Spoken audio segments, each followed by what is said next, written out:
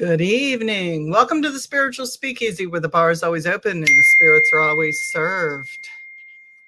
Sorry, I've got people pinging that they're going to be late getting on. That's great. I love it. I love it. Thank y'all for those who joined tonight. I thought tonight, in lieu of, Mercury going back into retrograde, and I believe in Sagittarius, and we've had a full moon, and there's just been lots of things, lots of changes in the world, and people are very upset and hyper and agitated over that.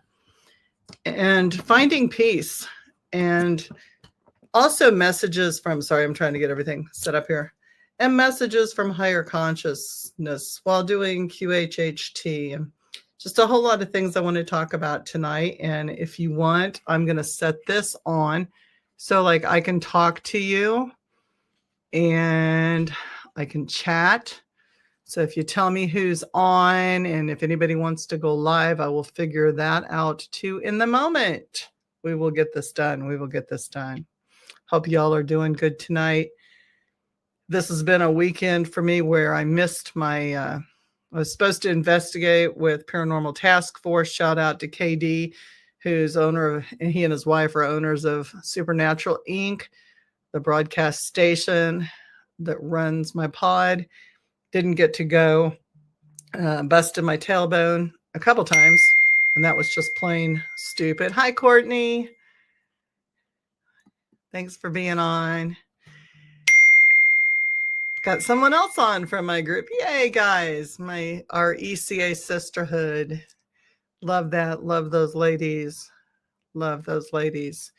So yeah, so sitting in a car for, 3.5 hour drive and then going up and down stairs during a paranormal investigation kind of sucks while hauling equipment. And so yeah, one of those things. Hi, Kim.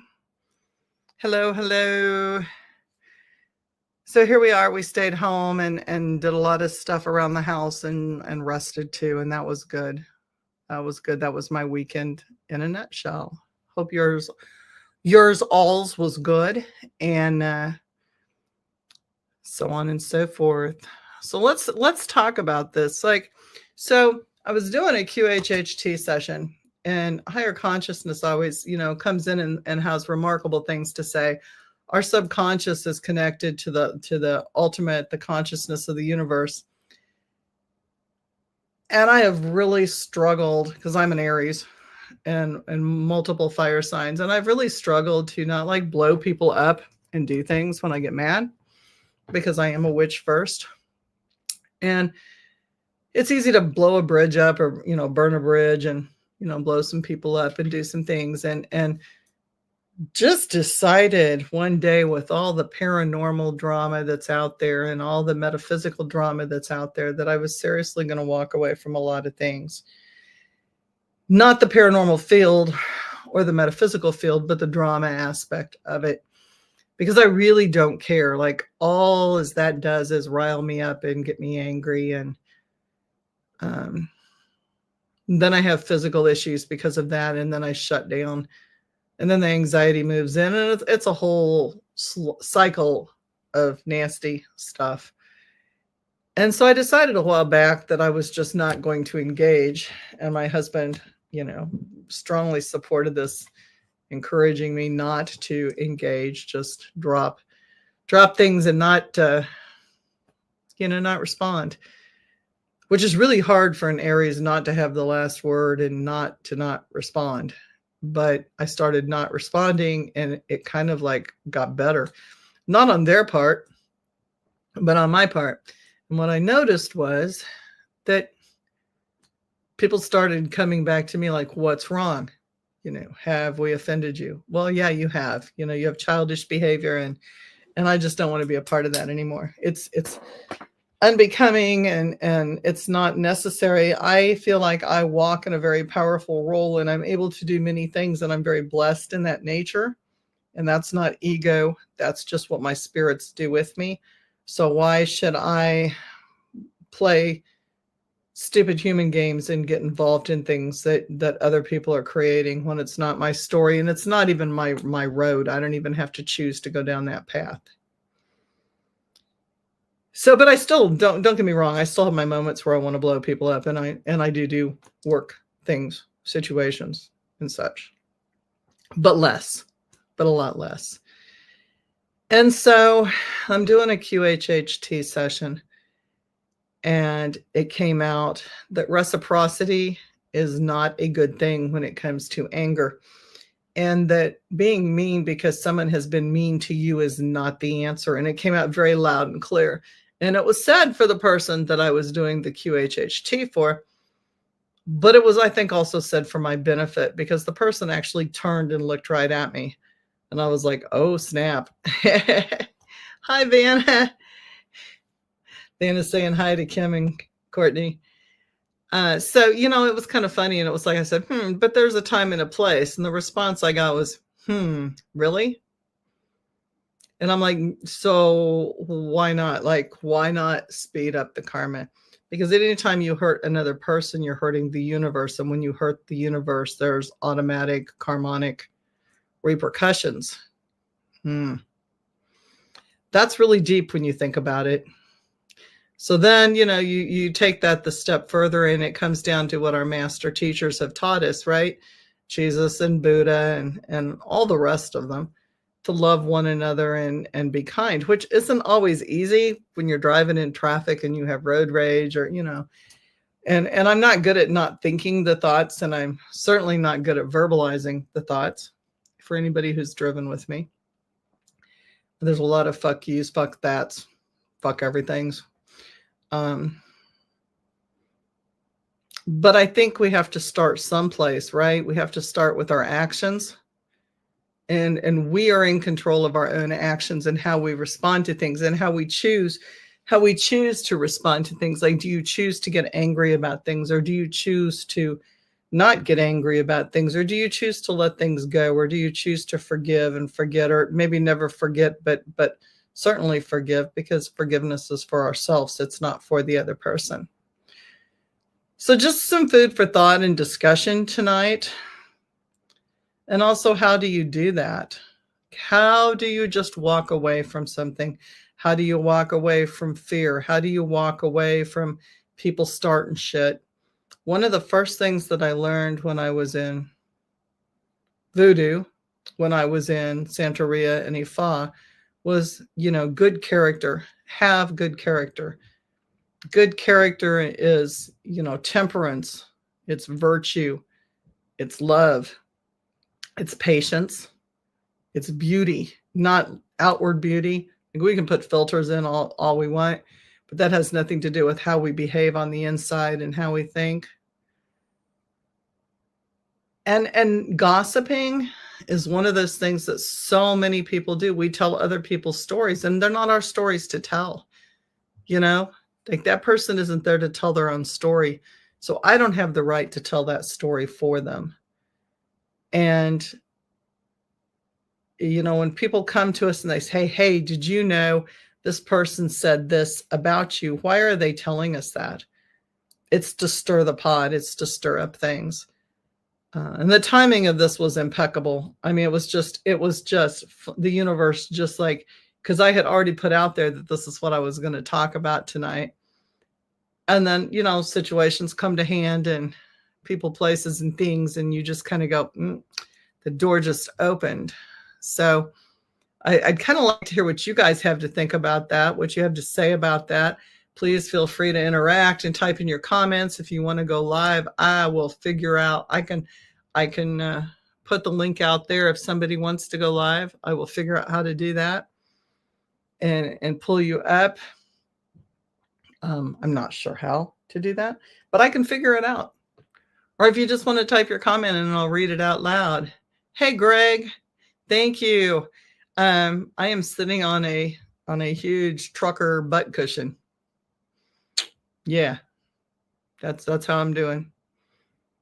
But I had hot chocolate and marshmallows too. My sugar level is good, and I'm pepped up tonight, because hot chocolate when it's cold outside is always perfect. Perfect. Shout out to my little friend from China, Gabriella. Thank you so much for befriending me and hanging out online. Wanted to give her a shout out too. She is an amazing dancer who is on TikTok, does Chinese culture. She's a beautiful person, beautiful spirit. So if you are interested in things like that, give her a follow.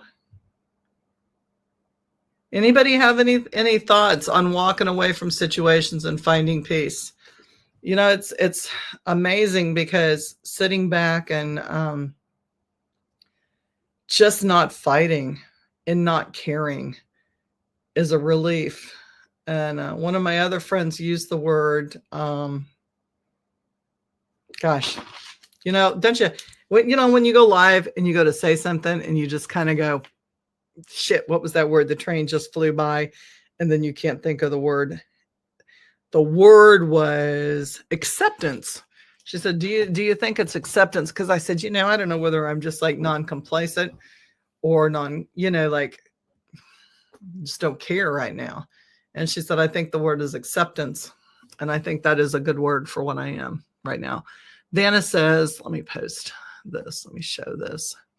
I think the many points that you made are valid. It's important to reflect on these matters in every aspect of life, especially when processing topics like power and trauma. Yeah. I mean, think about what gossip does to a person when you're talking about them and you've already got a history of trauma. Think about what people in power and all of us that are metaphysical workers and or witches or witches in training or whatever, psychics, think of the power that we really have. It's not our power. It's we channel through things, but it's power that can be instructive and educational and positive to change the way we look at things and change the world. But it can also be extremely destructive because we have the power to hurt so many people by thought, word, and deed. And that's not something we want to do. I don't think. I mean, there was a time when I was very vengeful, and there was a time, I'm an Aries. There was a time where I was full of hate and full of rage, and I was very self-destructive, let alone being, destructive to other people, because hurt people hurt people. Remember that. If we're hurt ourselves, we're more likely to hurt other people. I look at the living dead. I look like the living dead, but I will join you to discuss. Vanna, I am going to post the link in our coven for you to join me. Hang on. And if anybody else wants to, I'm more than happy. It's not just limited to. I just don't know how to get it from my phone to. I am electronically challenged for those of you guys that don't know. Zombie Girl, hey, Stephanie, how are you? Okay, ECA, here is the link. I'm just posting it. Link to join live.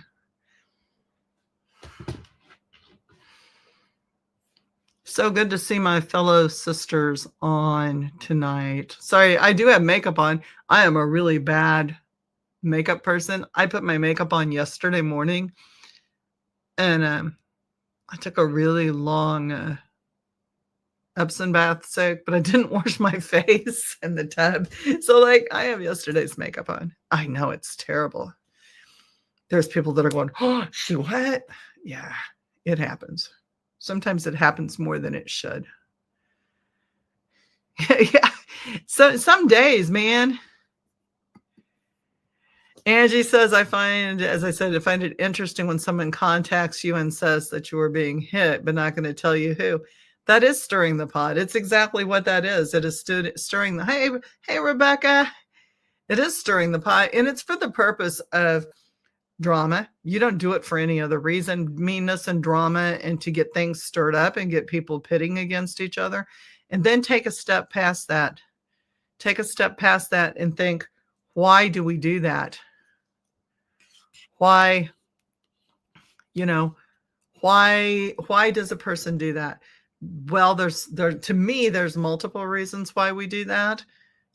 Hindsight's always 2020, but I think one of the reasons is things are too still in our lives and we have to feed that drama. We have to feed the negative.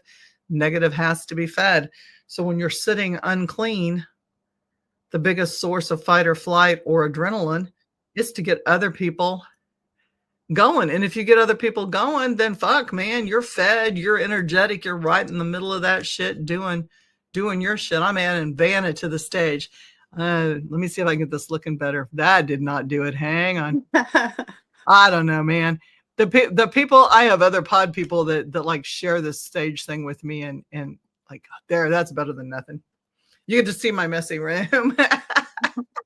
That's okay. I just got back from the farm, so I know I'm looking a little bit crazy. No, I appreciate you joining. What's your thoughts on it? Well, okay, so you brought up a lot of really good points though. So, I mean, I think that it's important to recognize when we have these feelings of like revenge and anger, and we want to get back at, the people who've put us through so much, right? Mm-hmm. But I see those as opportunities as like growth, right? And really hard times for reflection.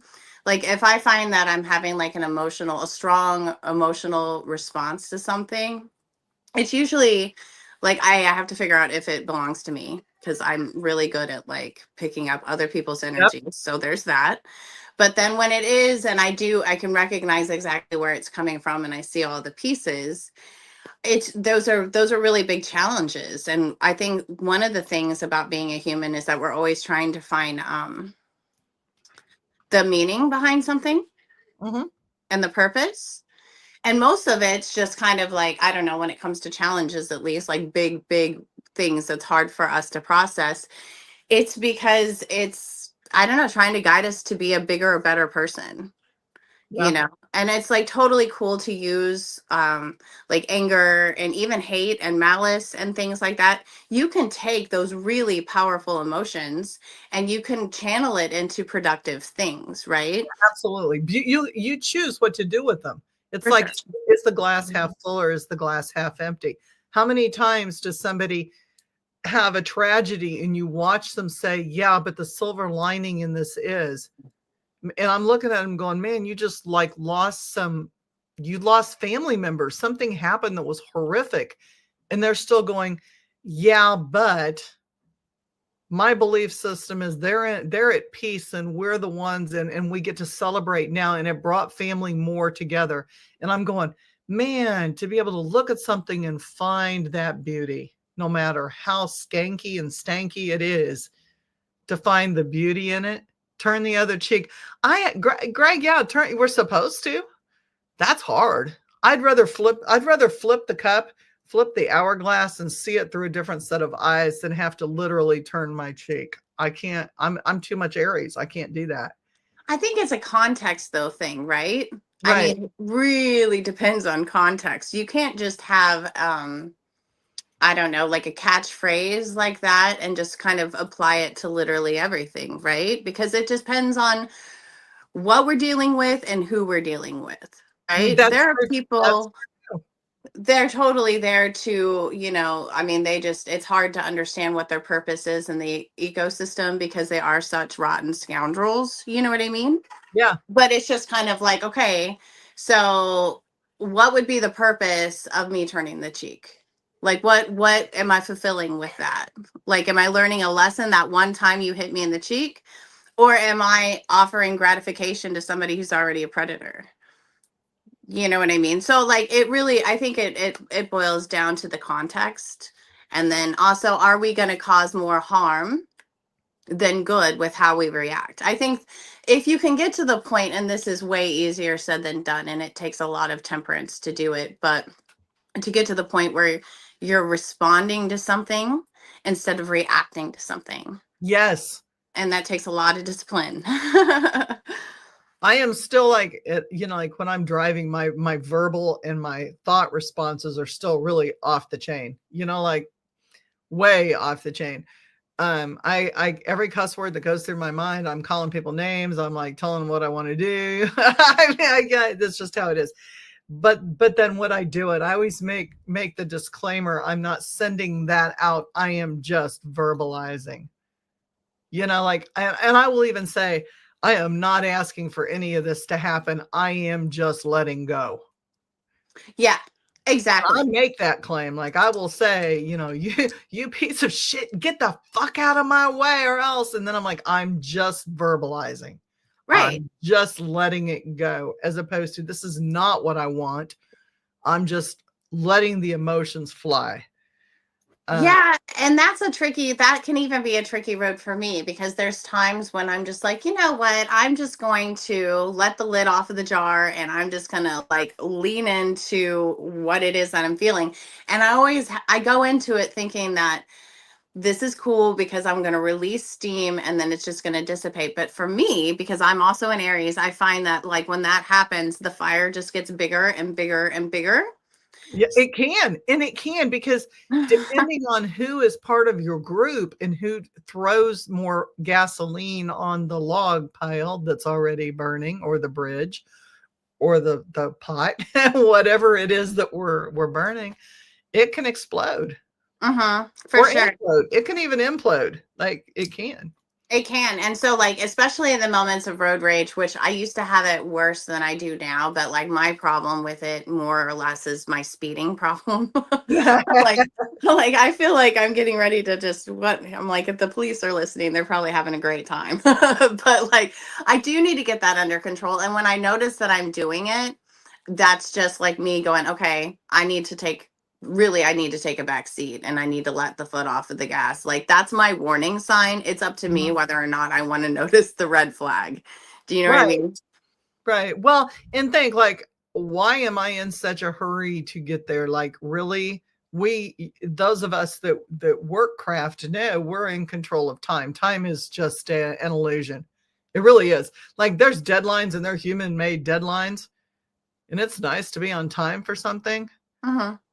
But you can be on time and not be on time. Time is irrelevant most of the time.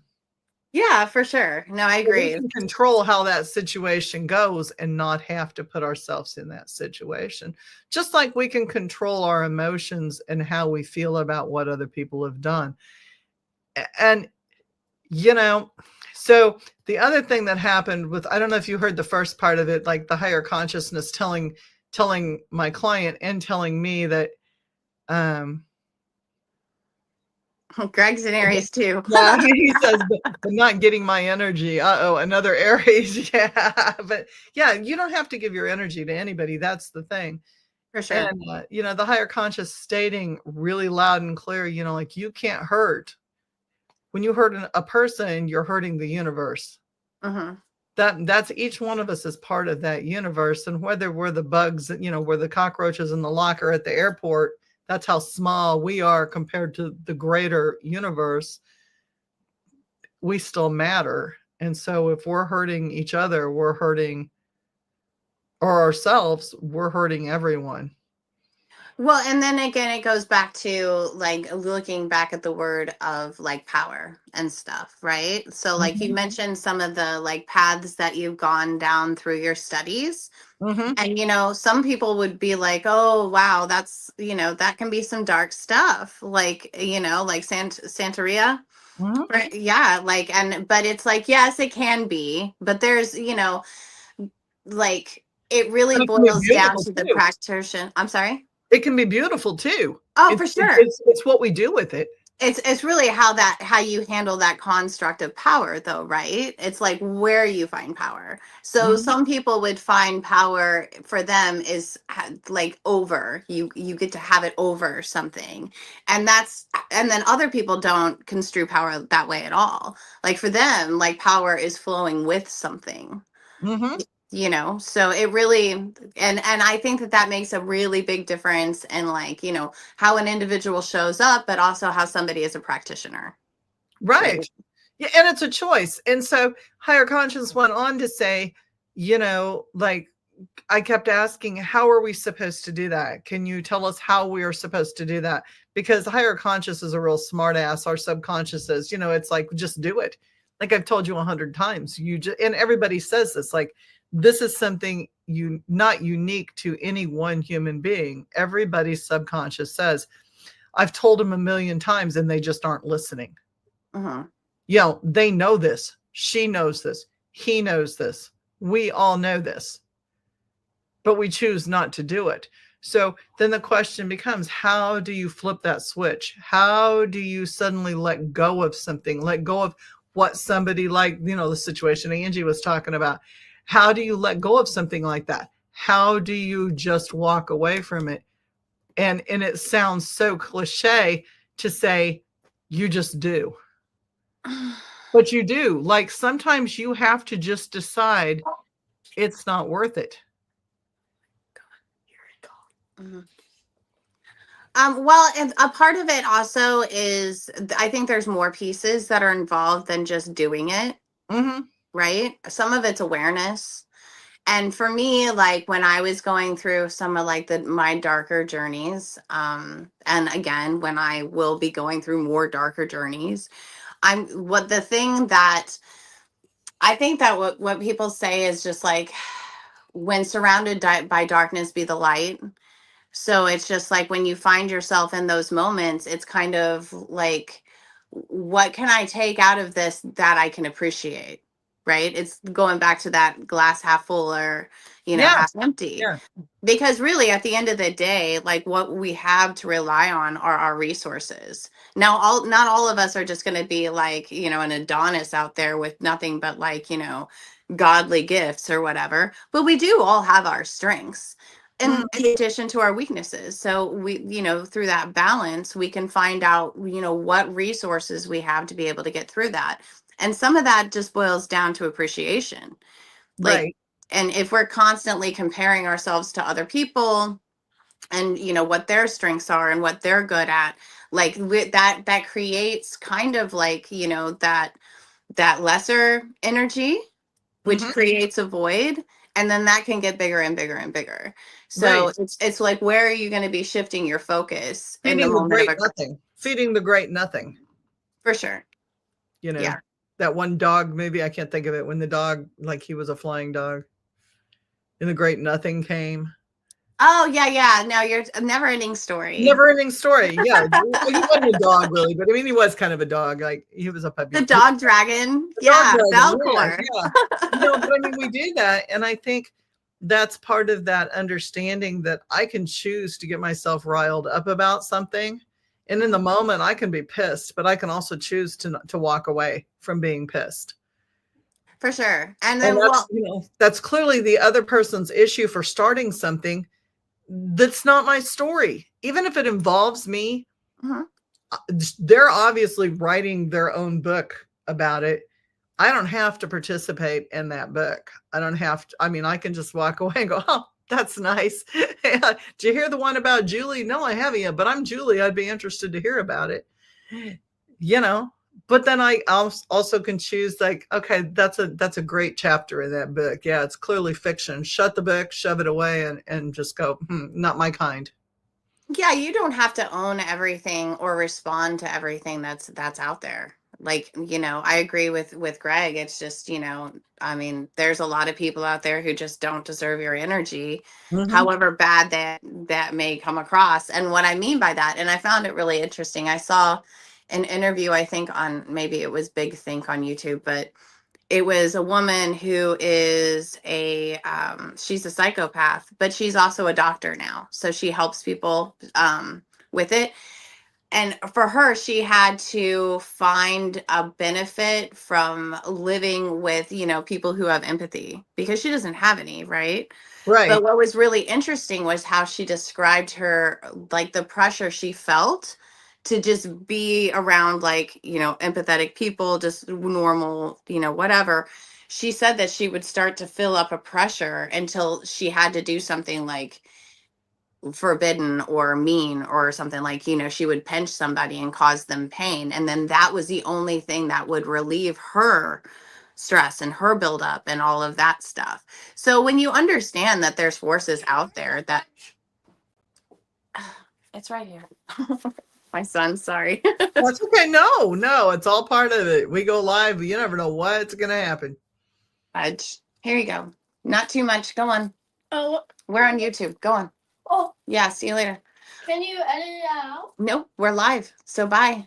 I love it. Can you edit it out? Nope.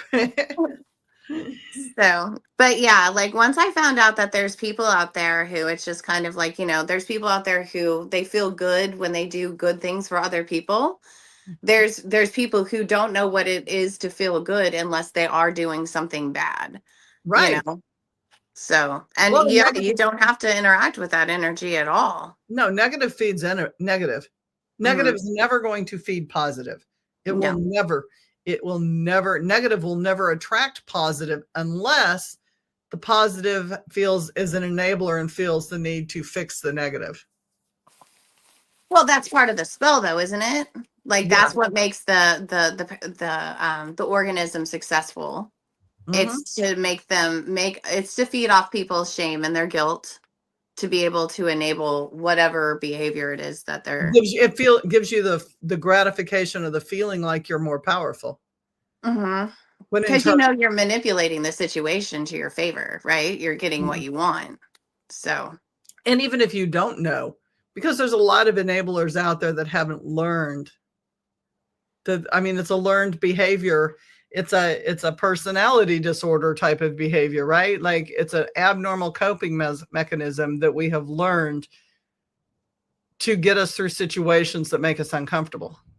Yeah, Satir actually, Virginia Satir, she talks about the communication stances, and which she we talk about how we have trauma responses or anxiety and fear stress responses, but so in those moments we tend to display a particular body language, like when you're fawning, you're on your knees and you're pleading with somebody. When you're fighting, you're clearly aggressive. But all of these things, like it's really amazing because you can just turn the audio down on life and just watch people's body languages, and like their body will tell you exactly what they think, where they're coming from, and what their motives are.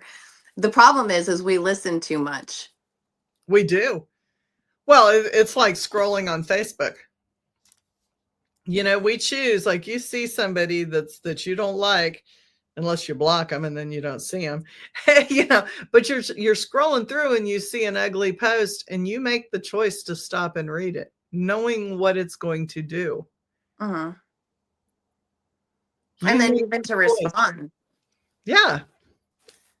So if it's going to trigger you, don't read it. It's kind of like if you're watching, if you pull up your menu on your cable channels and you see the list of shows and you know that you're not into horror or gore, then why would you stop at a Hostel or a Saw movie? Like you have the choice though. You can't say, well, I was traumatized by that movie and it's the movie's fault. You chose to click on that. Well, that's the accountability piece, right? It is. And that's a big part of, confronting anybody. Well, usually when we feel defensive, we feel it's because the other person wasn't accountable for something, right? And then, but it's just like at the end of the day, we still have to ask ourselves how we were complacent in whatever cycle took place, whatever pattern. Yeah. You know what I mean? Yeah. For sure.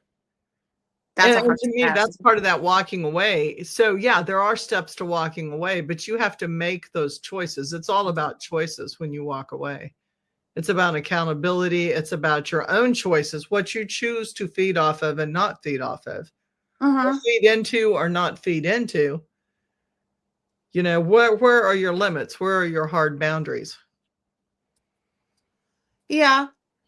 Yeah, and that takes a lot of internal work, and that can be hard to do just because it's hard to go inside and do some of these assessment keys, but also when we have external factors like bearing down on us and pulling us and distracting us, it's really hard to go in and have those like really like deep and meaningful I guess, just check-ins with Yeah, yourself. self conversations. Yeah, for sure. And is that like really kind of, I know that QHHT is like past life regression hypnosis, right? It's not just that, it's actually that's one stage of it. It's talking to your it's a full history. It can be healing physically and mentally. It can be generational healing and dealing with the causes of things that may have happened many generations, millennia back, the decisions that we made back then. So yeah, past life, but also how does the past life affect our current life with our Oh, for current sure. cast of players? And then dealing with the subconscious or the higher consciousness and finding out what path we should be on and where are we going? Like, what messages are we not hearing? What symbols are we not seeing that are being delivered to us every day, hitting us over the head with a 2x4? And we're stubborn and we are like going, yeah, I know that's probably something, but because we all do that. Yes, I do. I complain about that all the time. I'm just like, and it's always the quietest voice that's like, you should do this. And it's like, yeah, that's a really great idea. I'll do that. But then I get distracted and then I don't do it. And it's just like, but and I think it's just learning to develop that ear, Mm-hmm. and I mean, so many people will look at moments in their life like that, those little like key reminders that come up, and they don't see it for what it is because they talk themselves out of it due to the mundane in which we're used to like operating, Mm-hmm. or it just seems so opposite of like the mainstream, like where everybody else is kind of headed or doing or things like that. And that can be, you know and again, it's a very quiet voice. So it's learning how to distinguish the different kind of voices that we all have in our head without being, It's not schizophrenic. only quiet, but don't you think too, like there's a reason that everything is so colorful and technology and digital and AI, which would, we're all, most of us use, right? The social media, it has bells and whistles and cool vibrations, and it's got this stuff. It distracts us, just like TV or my K-pops or my K-dramas or the music or whatever. It's all distracting. It keeps us from focusing on bettering ourselves. Yeah, it does. And I think that there's, we could go into a whole bunch of different topics just based off of that statement, of like why that is. But I mean, some of it is kind of like mind control, right? Mm-hmm. Like, we're not going to do bigger or greater things if we're running around and we're distracted, No. And there's a portion of energy, or it's not a universal consciousness, but there's a deviation from that would love nothing more than to have us not fulfill our purpose. Oh, for sure. Yeah. People say, demons. Well, I don't believe in Christianity. I don't believe in the church. Well, every religion has their demons. Mm-hmm. And demons may be considered spirits, but also the thought process, by our thoughts, words, and deeds, we create our own worst demons. Mm-hmm. We For create sure. our own nightmares in our lives. By our thought processes, I mean, it may be something familial that's happened to us. It may be something generational that's happened to us, but how we have chosen to handle or not handle that creates an energy effect with the growing of something negative, a mass, which becomes a demon. It can be. Yeah. So, I mean, I find that I often like consider these things from both like, I guess a psychology side, and then also from like theological perspective. And when I say theological, I just kind of mean not necessarily just the Bible, but just many spiritual beliefs and religions regarding how we are influenced, right? Mm-hmm. And it's fascinating because I've always kind of wondered, and I've always seen kind of like that, I don't know, split highway, if you will, between the church and between, medical science, Sure. of like, is this a personality disorder, or is this like, a demonic influence? And demonic influences can be both positive and negative. And, I mean, there's theological examples of that, like not just in the Bible, but in many different things, like, demon actually is a Greek word, And that could actually be referencing the influence of a muse. It's that kind of any sort of penetration of an energy outside of yourself, really. And yes, I think that if people really understand, like, and take more accountability of the things that they do take into their lives, not just relationships, but the type of music they listen to, the movies, the stories, all of those things, they create energy and life forms around you. Yes. And it's just kind of like you begin to create the world that you perceive, really. So it becomes almost like a self-fulfilling prophecy in certain regards, right? Especially when you do put out those particular statements of, like, you know, like, I love that you clarify that too. So, and I think it's important to do that before you say something out loud. Just be like, I don't actually want this. I'm just Right. releasing. Well, because we manifest. We We do. manifest so many negative things in our own lives, you know? And in others. And exactly. And in others. Yeah. Yeah. You And know, it is important to, and I'm so glad that you brought up these topics, because I do think that, and it's that one statement, what goes around comes around. Like, even sometimes good intentions bite us in the butt, because, like, we're meddling in things that really, it just wasn't for us to get involved in. Right. and that that's when happens things too. come I up. mean, that is actually part of the definition of gossip. It's not just verbally, it's interfering and becoming involved in party to things that don't pertain to you. Mm-hmm. You may not say shit in a conversation, but if you stand there and you continue to participate by being in that circle that's talking about those things, you are gossiping. Oh, for sure. Well, and you're participating in a betrayal of some sort, right? Yeah, because And then the other person isn't there to back their own story. Yeah, and then also that's a really basic, like, relationship pattern that most people find themselves getting sucked into, almost like the Bermuda Triangle, because that's what it is. It's a triangle. It is. Because, when you've got a duad or whatever, most of the times that is incredibly unstable. So if you get these two people that were just hunky dory and then all of a sudden they're fighting, they don't ever keep it to themselves. They always triangulate and bring somebody else into it to try to stabilize the chaos. So it's just kind of like, even just stepping back and noticing, hey, this could be easily rectified if I just don't do that thing, right? And how pissed do people get when you say, I'm not comfortable in this conversation? People take that fucking personal. And I'm like, no, it's not a me versus you. It's just, this is not my story and this person isn't here. And there's always going to be somebody saying something about somebody, whether it's good, bad, or indifferent or in between. And I'm just not comfortable. Like, I'm not comfortable with that energy anymore. I'm just so over people stabbing people in the back and getting caught up in that. And oh my gosh, like, let me use that energy to try to better something. Like, I just feel like it's a suck hole for me, and I can lose hours and I can lose days. And I guarantee you, if I go after you, I'm going to bring you down. There's no way, this. We've had these discussions, Vanna. You're my sister. You get this. Like, I will fucking bring you down.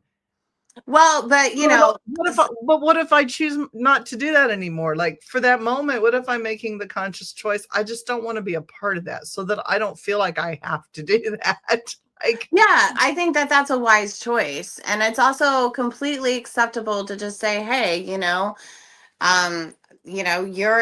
A, and then or whoever that person is A, and C isn't here. And I feel like with C not being here, we have a missed opportunity to collaborate on a solution. yes. So, like, if we're having a conversation and it happens to be feisty and there's a lot of criticism in there, but it comes from, points of care, like genuine care and concern, Right. that's completely different That is than different. somebody. But that's still conflict, and that can be enough, right? But then again, like, it really, at the end of the day, I think the best way to approach that is just be like, is this a productive conversation in the regard that they're looking for a solution? They really want one. Yes. Or Because is this because we just can we can't salute, we can't fix it. I'm just making up words now. we We can can. You we can can always salute. we can fix the problem, or we cannot fix the problem and we can make it worse. For sure. And I think that no, I don't think that energy vampires is off of the conversation. You guys are a part of this too. Yeah. How do you control being getting your energy sucked by energy vampires? I think that that's part of it though. Yeah, it It's is. like going, okay, is this person just spinning my wheels because they actually are they get joy from seeing me, like, get worked up. And if you Mhm. notice that that's joyful for them, then their whole goal in life is to see if they can get you to stroke out. Like, so that's not fun. Well, Like, or if you feel drained, like if they're constantly going, like, oh, can I have a hug? Or they're wanting to touch you, or you feel like you're drained, like, you're being drained by them, then you need to put your shield up. Like if you choose to still be around those people, and sometimes there are kids, sometimes they're family members or, spouses or whatever that we have to be around, or well, you never have to be around anybody, but you choose to be around, you learn to put your shields up and don't let them do it. Nobody has the right to suck your energy unless you give it to them. well, and I think that it's important to ask, like, what about this is draining for me? Mm-hmm. And like isolating those actual things. So, like, if you're having a conversation with somebody who just wants to talk about, well, okay, let's just put it this way. Everything's like an energy exchange, right? So like if I realize that like I'm walking away and like one of us in the relationship is benefiting way more than the other, and Mm-hmm. then I'm not getting anything out of it, then that just goes to show you that this is a pretty one-sided relationship or even a conversation, right? And then you begin to figure out like where your value is for the other person based Right. on those exchanges. Very true.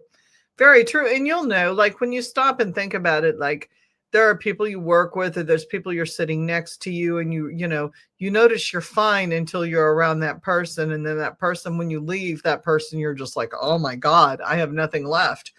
That's an energy vampire. Then you have to figure out, is it physical? Is it psychic? Is it emotional? Is it, where's it being fed off of? And certainly cut that feeding off. And Mhm. sometimes that means you have to walk away from that person. It's not just shielding. Sometimes shielding is not enough. Sometimes you just have to walk away from that person. And that's okay too, because self-care is more important. It is. And people say, oh, before I answer this, people will say self-care is not important. Like, you take care of other people first. It's the old airplane thing. You have to pull your own oxygen mask down first before you're sane and with it mentally to be able to care for other people. Well, I also think it's important to be, well, I'm always going to be the words person, and I'm going to be like, okay, what are you saying? What do you mean by that? Like, so Mhm. when we say self care can mean a lot of things for a lot of people. But I mean, if you've just been like working like crazy, and like this happens to me, like I'll just pass out and go to sleep for days. It's like my body needs that. So I guess that would be self-care, right? But like many people would just be like, oh, self-care. So I'm going to the spa and I'm going to get my nails done. And I'm like, yeah, that's self-care. And I mean, that's taking time for you. It really just kind of depends on the person's concept of what that actually Right. is And and if it's it's truly individual. It's helping them. very individual. Yeah. But I it's mean, also like, to go back to those influences that you were talking about earlier, it's just like, sometimes we do things and we tell ourselves that this is good for us and that this is self-care and right. things like that, when we're actually feeding, I guess, since we're talking about, emotional vampires and people who take and stuff, that's kind of like feeding the parasite, because they're always going to want you to do something that isn't good for you. That's true. Always. That's So. true. Good point. So Rebecca says, can you give an example? Give the example you gave me to help with my shielding. Like the cotton candy.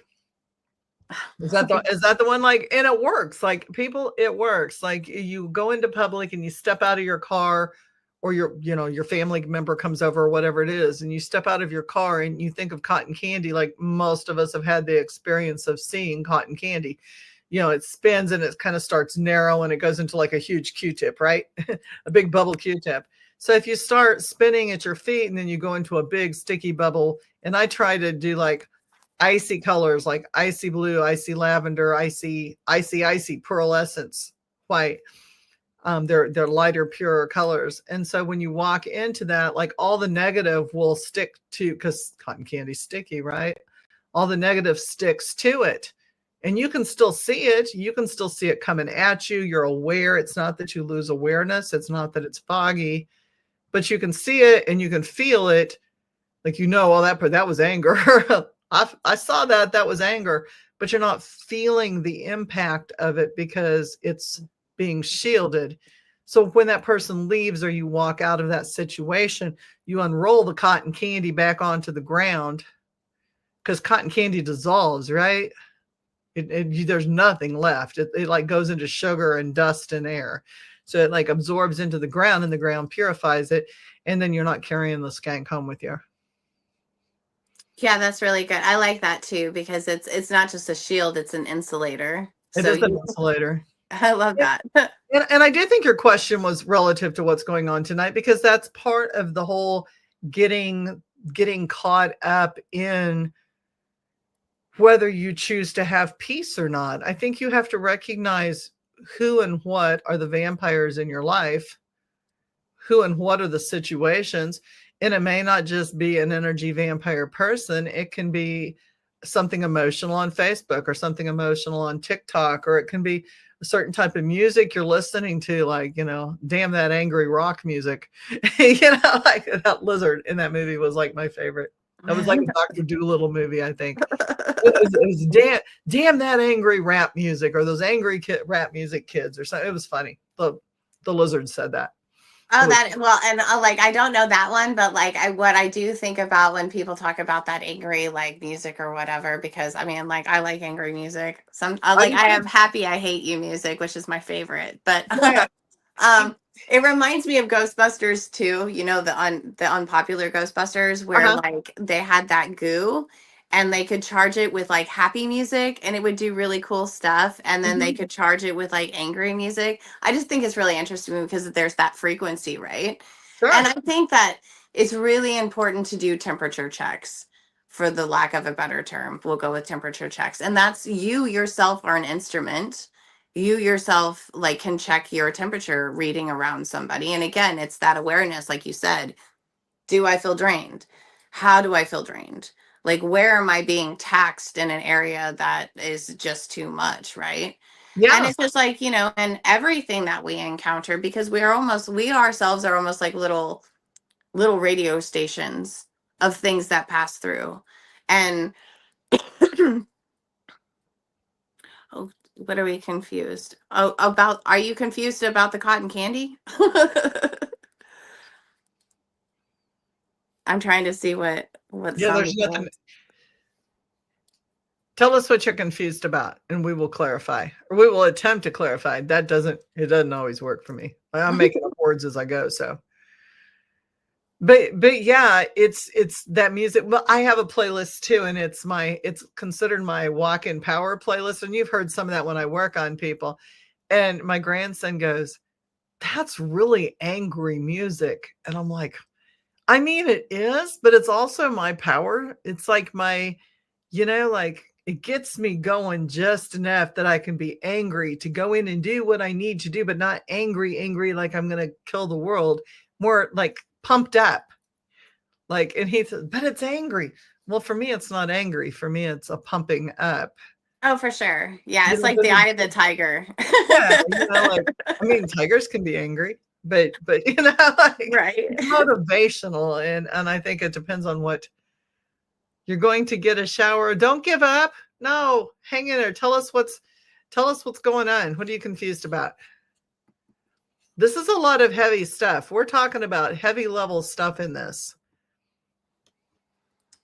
So like if she's confused about the cotton candy analogy, it's almost kind of like um so shielding is kind of a difficult thing in the sense that sometimes we have to use our imagination, so it's like a thought form.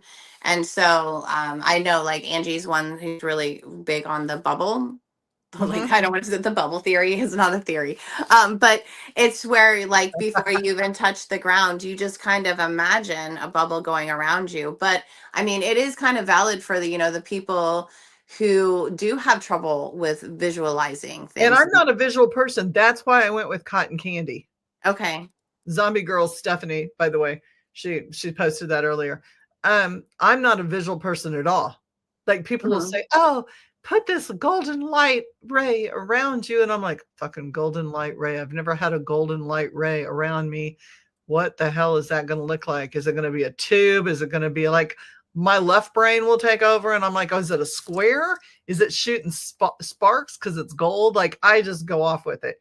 But cotton candy is something I have held in my hand. It's tangible. I know what form it takes. I know what it looks like. The other thing I use visually is I am a Baby Yoda, a Grogu fan. And he sits in that little pod and he's so cute in his little pod and he tools around, right? And I love his little pod. He hops in this little pod and the pod just zooms through the air like all the Star Wars vehicles do.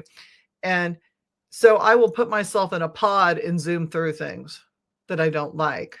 And I think that some of that is really like stepping back before you enter something, like whatever it is. Like so like, Disneyland is not one of my favorite places on the earth, and I wish that I could get along with the slogan, but I'm just not one of those homies. But so like I know that like when I go into that place, or like if I go into a rock concert or something like that, I already have a pretty good indication as to like the things that I'm What you're going gonna to do. um Walmart does it for me. Like when I go to Walmart and Target and those places where people are like grocery stores, can't stand them, cannot stand them. And I will bubble up like a pod. I'll put myself in the pod or I cotton candy every time before I put myself in that situation because people get to me. Greg says, I've tried to keep me neutral in most situations. And if I have to put on flak jacket and talk it out, I talk rather than assume. And that's basic. Yes, we should do that. Let me clarify what makes you think that? Why did you say that? Where are we coming from? As opposed to reacting with anger,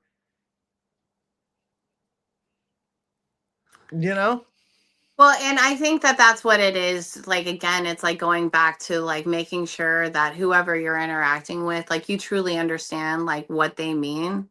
Because we all have, and this is kind of like the social construction aspect of it. So, like, you can take any word, like home, for instance, right? Like, we all objectively know what home is, but each of us, your home is very different than my home. So, like, and it means different things to us. Yes. So, like, And we home is a have, trigger. Home is a trigger for some people. So being aware that the word home could be a trigger for someone who is homeless or had a really shitty home. yeah, right. Or they haven't figured out what that word means to them yet, like Right. all of those things. Yeah. Like, and I mean, that alone. And it's just like, you didn't know that you said a word that you just kind of take for granted and say every day that just sent somebody over the moon and they're stuck, like thinking about that.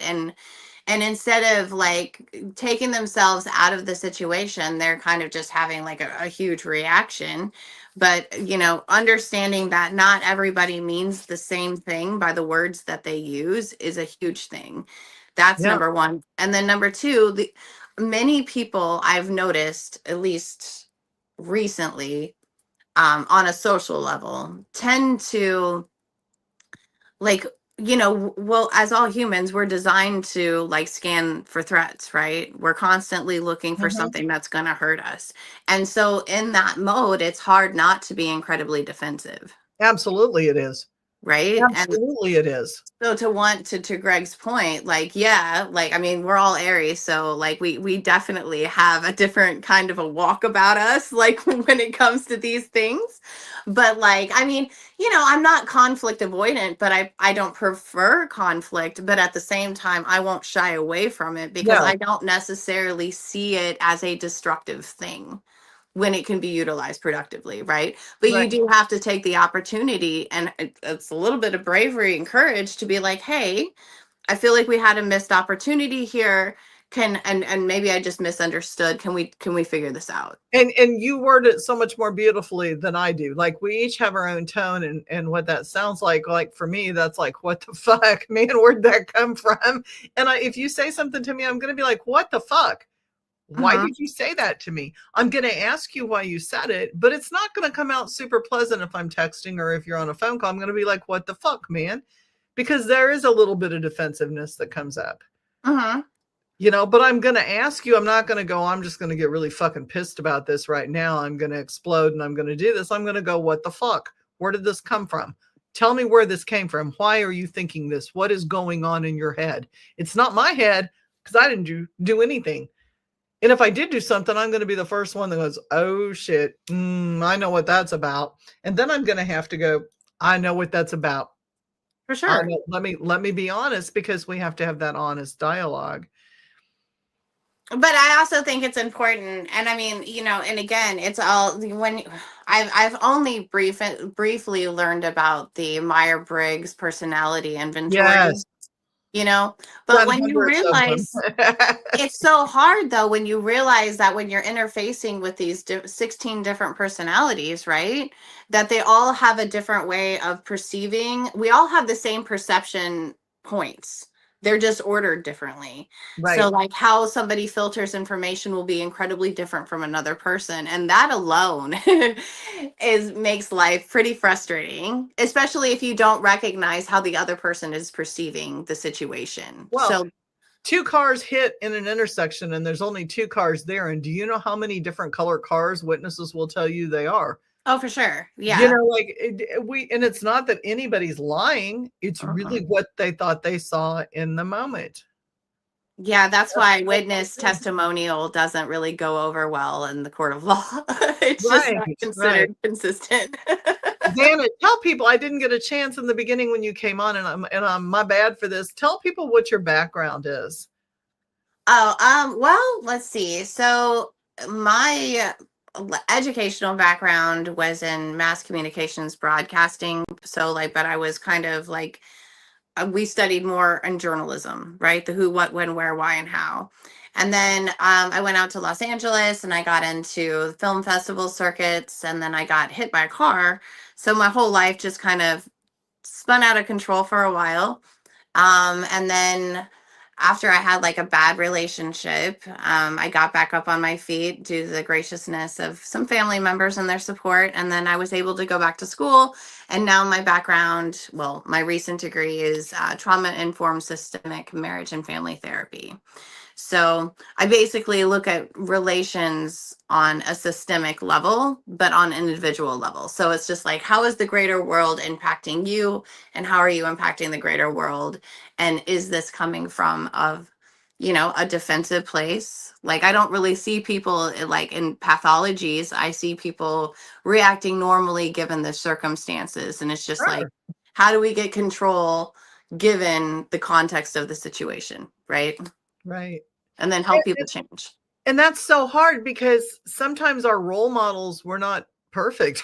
Hell, I mean, as much as I loved my role models, some of them, they weren't perfect by far. They were far from perfect on a perfection scale. They were pretty low, like because there's no book that comes with it. And just like any theory, if there was a book that told us how we needed to make it through life, it would be based on a person's theory.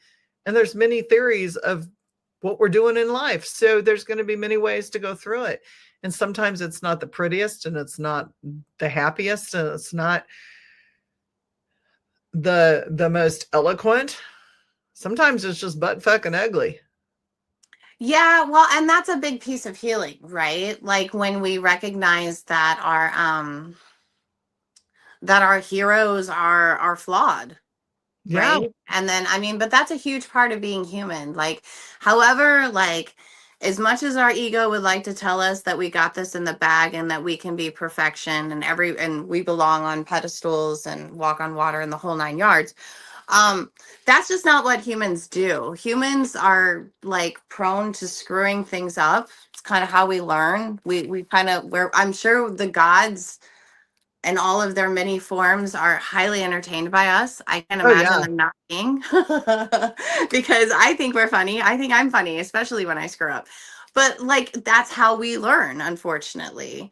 And it's about like how gracious are we going to be towards ourselves in that moment and towards another human being? Like are we going to find our common factors Yeah. and have grace for fault?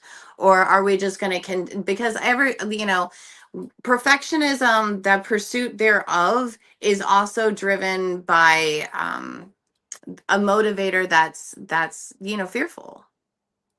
Well, don't you think most, most, that's a pretty general word. I get that. Over 50%, let's just say over half of the human behaviors that are negative are directed by fear. Yes, for sure.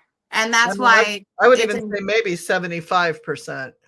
yes, definitely. And I mean, it's so funny because this reminds me of the Donnie Darko movie. Oh, I hate that movie. I think it's hysterical. That woman Oh, with her like blackboard. She's like, there's fear and there's love. But I mean, it really is kind of true. Like, so I mean, if we're coming from a place of fear, mhm. we feel like okay. Unfortunately, that's our limbic system, which is one of the older parts of who we are as a human, like in our pre-evolutionary stages. And I know you know this, but so like when we're in those moments of reacting, right? That is definitely not when our frontal lobes are engaged. So No, it's like no. 98% like that we can count on is not going to be intelligent in those moments. That is true. That So is it's true. like I think that those are like the red, yellow, green lights that we need to pay attention to. Like if we are feeling like highly reactive about something, that's all the reason in the world to just pump the brakes on something until we can become collective. Because if we're going to keep moving in that gear, it's likely we're going to screw something up, right? And it's like going downhill, like a big steep hill without your brakes on. Like you're going to gather momentum and it's going to snowball and it's going to get huge. For sure. For You know, sure. Yeah, and it's kind of like it's that inertia. You get caught into something and then it's just like, if that path happens to be fueled by all of the wrong things, then I mean, it's guaranteed that, things are going to pretty much implode in your life, yeah. and it's unfortunate, but some of that is the awareness of like, and that could just be like, you find that if you're highly dissatisfied, there's two sides to that. One of them is because you're absolutely being deprived of like serious needs that you have that you need to validate and see to be taken care of, Mhm. or sometimes it's out of place of selfishness. Right. So, before we jump down somebody else's throat, which is really easy to do, and I'm sure there's always plenty of reasons to do so, we Mhm. really have to go, well, what's going on with me, right?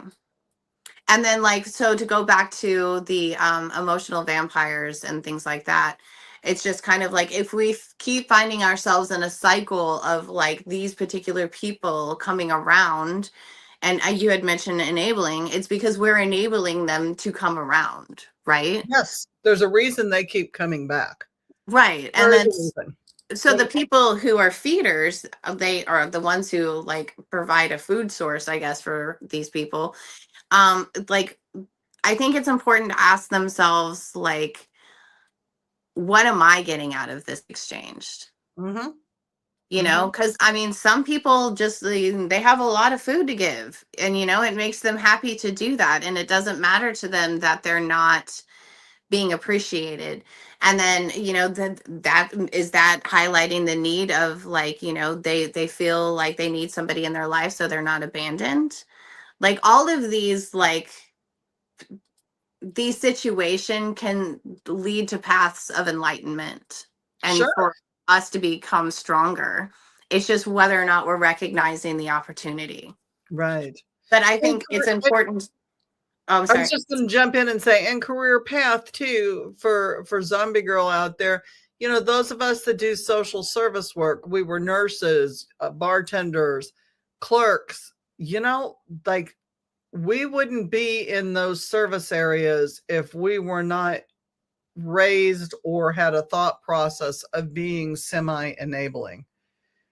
Your caregiver positions, a lot of times, until we learn differently, and even in the metaphysical world and the paranormal world, we see a lot of people who are enablers and walkers on eggshells, for those people who don't like the word enabling. You know, we skirt around, we don't want to hurt people's feelings, we will negate our own feelings to take care of other people's feelings. And you know, people, here's a good sign, like if you got a red light on top of your head and you're going through a checkout aisle and the checker starts telling you all their life history, you are clearly a codependent and enabler, because they can see that a mile off. Like, it's like magnets, man. The needy people who are going to drain you are attracted to people who will let you feed. And there's an attraction there. And I can't tell you psychologically the dynamics completely. That's as deep as I'm willing to go. Is like, it's like a magnet system. But for real, we can influence how that goes. And I've had to tell people, like in my business, if I'm working a weekend event and somebody wants to come up and tell me their story, it is my job as a metaphysical worker flying my flag above my table to listen to that person. To a certain time limit, to a certain degree. And then I have to set boundaries because there's other people. Oh, for sure. Whether I'm affected by what they tell me or not is a whole different story. That is my boundary system, not theirs. But also, you learn to shut people down in a humane way. Like, if somebody's telling me way too much, I'll go, whoa, that's a little too much. Whoa, you know, and I'll make a joke about it. But I'm like, I will listen to some degree. Like, whoa, I don't need to know that. Whoa, like you're sacking my groceries. I do not need to know that about you. Yeah, and it's hard, right? Because people, I mean, you know, people can be very desperate sometimes. And I mean, you know, the metaphysical world's always kind of had a bad rap because it's, you know, I can go back to cases upon cases upon cases of, you know, metaphysical people scamming other people just because they were grieving. Yes. Right? Oh my gosh. Or to talk to loved ones that have passed. It doesn't matter if they're still in active grief or not. Yeah. The using of people is crazy.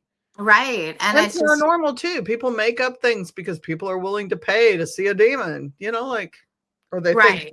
think they are.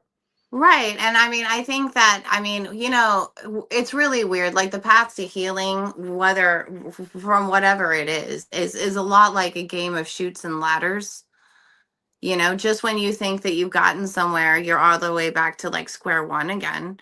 And because there's no real linear path to it, there's going to be like lots of, you know, going forward and going backward to be able to learn those hard lessons. And some of them is, you know, it does boil down to that self-awareness again, where you're like going, okay, like I keep reliving this, and then that's when I've noticed, I'm like, okay, I recognize that there's the big traumas that traumatize people, and then there's the little traumas that like really absolutely rock somebody's foundation and like cause other traumas to occur, you know. Sure. Like, so like, you know, in the DSM-5, for instance, they don't mention like, you know, relationship betrayal and like how somebody's life can fall apart because of divorce, for instance, right? That's a huge trauma. Sure. That can totally reorganize somebody's whole life, how they view other people. And it's a lot. But so I think, you know, we need to listen to ourselves. We need to listen to what we're saying to other people. And then just kind of really just distill that and go, okay, because there's, like I said, in addition to all the voices that we hear that surround us, we also have all of our internal voices. Right. Which And, can be you many. know, right. And I think that validating each one and listening to their points without like just siding with one particular voice in your head Mhm. is important. And I think that once you start to hear the multitude of messages that you're getting, like you'll be able to discern really quickly, like this is the needs that I'm getting met by somebody, and these are the needs that I'm not. And I mean, I think that your point about, it's interesting to see the people who are willing just to talk to anybody about like some like really deep dark stuff.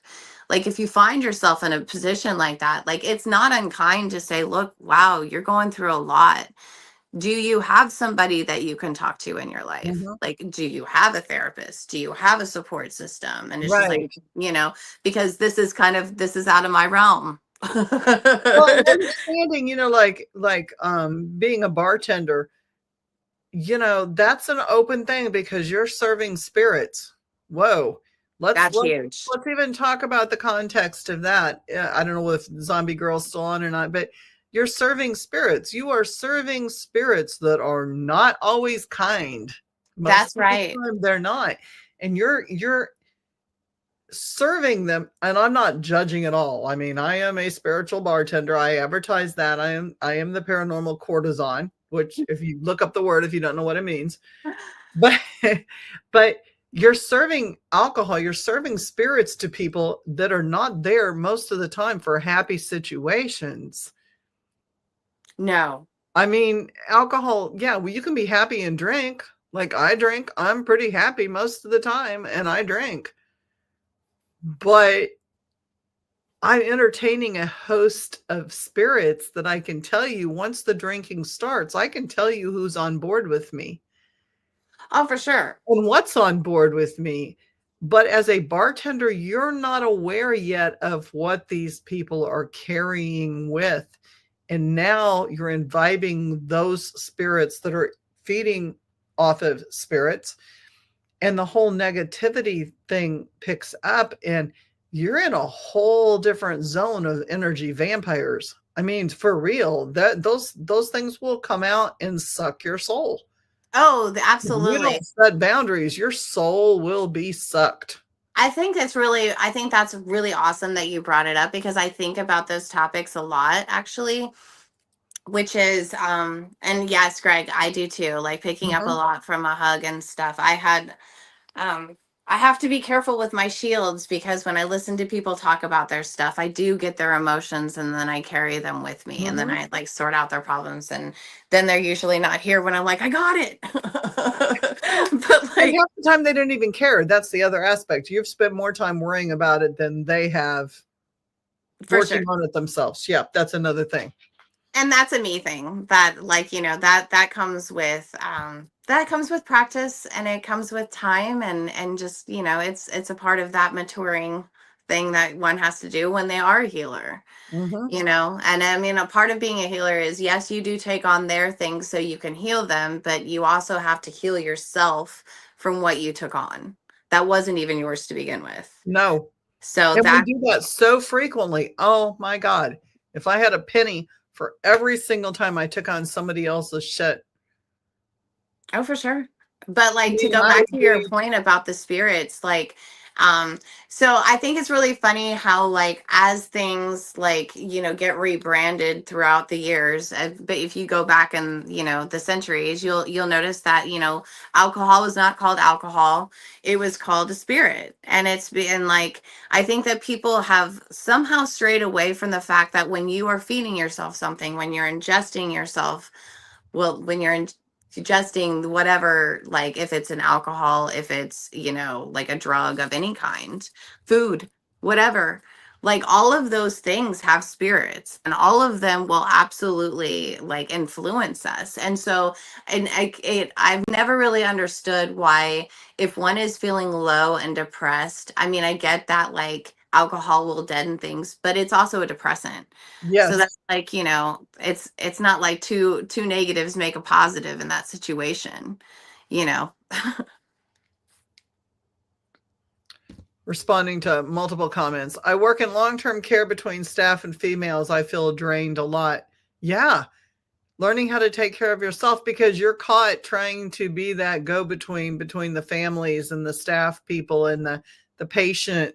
There's a triangle right there. And it is very difficult. And people please, that's the enabling and people pleasing, where you have to shut down your own, and you're taught to shut down your own emotions many of the times. And you don't like what's going on with maybe the family or one of the coworkers on top of that while taking care of the patient. And maybe the patient's just a plain, and I'm just going to say it for labels. We don't have to label, but I mean, maybe the patient's an asshole, or there's somebody in the family that's an asshole, or maybe your staff member's an asshole, and you're trying to deal with all of that and sort and, figure things out. And it's very difficult to set boundaries with yourself and just third party observe the whole thing, and that's where you have to remove your emotions from that and third party and use your intellect or your wise voice side and not your heart, because that's how you get caught up in that trap.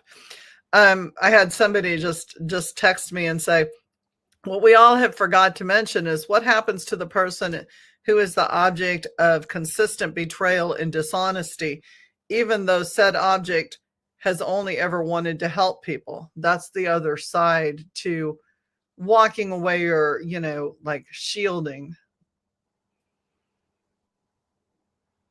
Okay, like say it. What was the first part of it again? What we have not mentioned is what happens to the person who is the object of consistent betrayal and dishonesty, even though that person has only ever wanted to help people, and people are dissing them and being dishonest to them and hurting them, causing drama with them. The whole, attack. Yeah, well, it's unfortunate because again, like those people have found that like the object, the person that keeps trying to reach out and help and be good no matter what.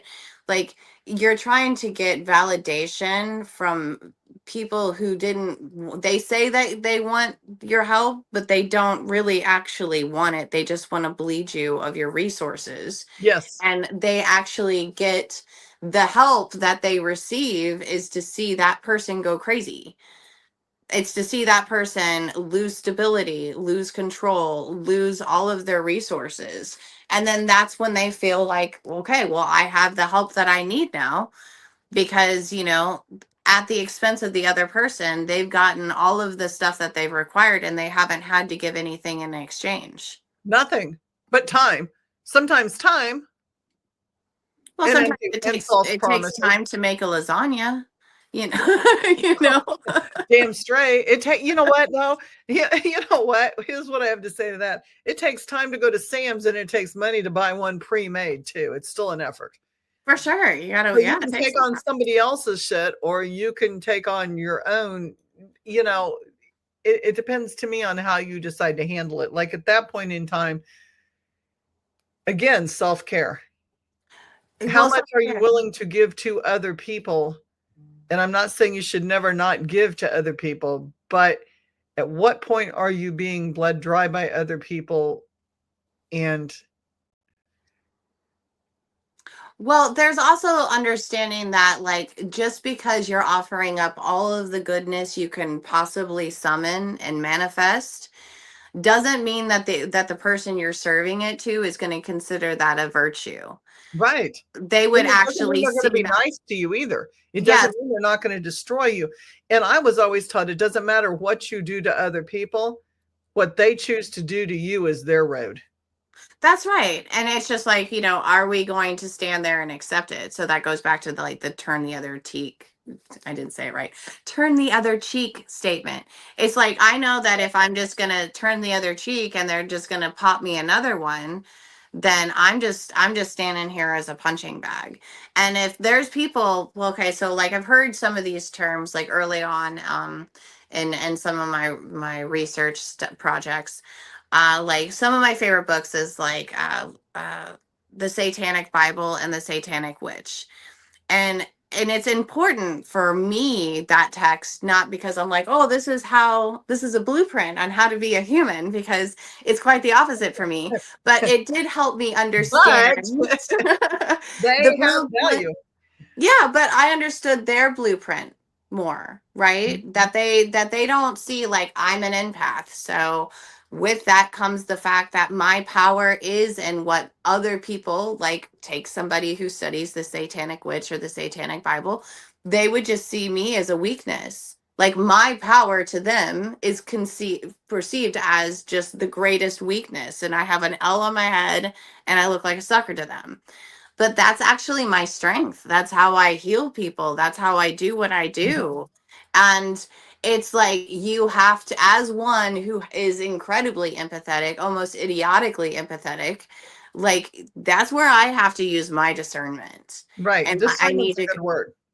yeah, because it's just like, I mean, I have to be realistic. I can't help everybody. And No, it's not my charge to do so. no, absolutely not. It is not. And knowledge, going back to those references, knowledge is power. No, but Becca, I love that. It is step boundaries because It you, is. It is. They're baby steps. Sometimes it's baby steps. it is because you can set boundaries, but if you don't stand by those boundaries and guard those boundaries, then those are just empty words. Yep. And those are steps. You have to learn how to Oh do it. man, It's they're incremental. baby steps, and sometimes it's you go up 3 and you slide down 4. Shoots and I'm ladders. going to be really honest. It's a day-to-day work in progress. So the person texts me back and says, and this is what I mean. What happens when that person is deflated and broken by those who sought to destroy? You can't allow other people to have that much power over you. And that No. is easier said than done. I don't mean that in a facetious or a what's the word, a simplistic way, but you have to have enough fear, enough basis in yourself. You have to have enough, what's the word I'm looking for? It's not ego. You have to have enough faith in yourself and your guides that that doesn't happen. Like, you have to know who you are walking in your path at all times to not let someone else have that ability, if that makes sense. Yeah, well, it does make sense, but I would like to add to that. So, like, one of my favorite cards in the tarot deck is the Tower. Mm-hmm. And maybe it's because I'm an Aries and I'm just like, yeah, kapow. But like sometimes you do need to break down like entirely, like who you are to be, well, who you were, so you can become who you are. And like those people, the people who tend to take more than they're entitled to, and that use and abuse and break us, like that is their purpose, unfortunately, in the ecology. They are meant to be that tower. They're meant to break us down. They're meant to take all of the old rigid structures, the old rules that we've been playing by, and break them down to rubble so we can build our lives from the rules that are actually right for us and healthy for us and allow us to be who we're meant to be, not Right, who we were told we were. right. No, know your worth, and also, yeah, what you said. I mean, that was worded so well. Because there are people that are designed to take away and destroy. There are destructors out there, like there are builders out there, and not allowing building your tower in a way that is not that it's earthquake proof. It's hurricane proof. It's no matter what happens, a little bit of it may crumble, but you're not going to lose your foundation. You can never lose your foundation. Hmm. Yeah, and I found that like when we do tend to feel like we don't know who we are or what our foundation is, or that it's been completely decimated by like a nuclear bomb, then I mean, the one thing about that is the grass will grow again, Mhm, life starts again. mhm. And it's like, yeah, it sucks, but then I mean, it's seeing the opportunity for regrowth. So I'm always geared towards post traumatic growth, which is Mhm. kind of a tricky thing. I mean, because you have to go through a lot of hell quite literally to even get there. And then, I mean, I didn't even know it was a thing until I was in it, and then other people gave me the words to recognize it. Right. But a lot of that just me, it was again me turning from what's going wrong to what's going right. What am I doing right? And it's just like, if somebody's feeding off of me, and believe me, they have fed and they have fed and they have fed, then I'm doing something right. Yeah. It's not me who needs them. They need me. And I'm not going to listen to their lies anymore. And you know when you're being lied to about yourself, because you're going to feel like shit. And you're going to be like, that's not me. That doesn't fit. But like, if you feel that way, then you fold that piece of truth up and you put it in your back pocket and you keep it to yourself and you just walk the other way. Because it doesn't matter what you do, what dress you put on, what kind of makeup, how you You're prop never your going to boobs make up. them happy. You And why will would you never want to? be that. Exactly. You never will. So going on. So aren't said people permitted to respond with the emotions from how they were treated? And if they don't respond, then they're not able to fully address the emotional attack and release the emotions to heal. Well, responding is different than reacting. Responding is definitely different. And staying in the place where you continue to react and continue to allow them the power over you is another thing too.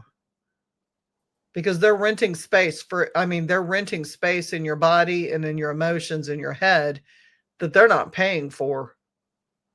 No. It's taking a toll on them, not you. And that is something we allow. I mean, it is. If it's attacking me, I'm allowing it by continually dwelling on that rather than, you know what, I'm going to take this and I'm going to be like, I'm done. Like, I'm choosing to put that energy into someone else or something else.